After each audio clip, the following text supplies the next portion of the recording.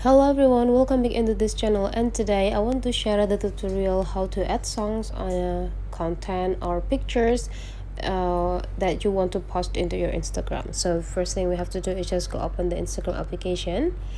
Okay, and after that let's post some content or some photos by click this plus button.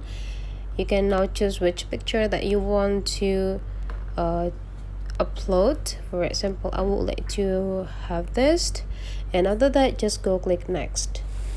Now you can add a song by just click this symbols, and now you can search what song that you want to add into your photo. For example, I would like to choose this, and you just need to click it.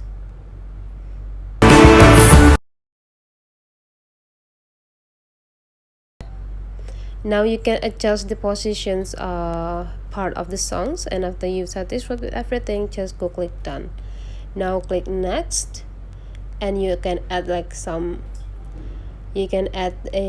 some information or some caption on it, and after that you can go click share to share the post on your Instagram. That's all the way how to add song on the photos that you want to upload on your Instagram account. If you find that this tutorial is useful for you, don't forget to subscribe into this channel.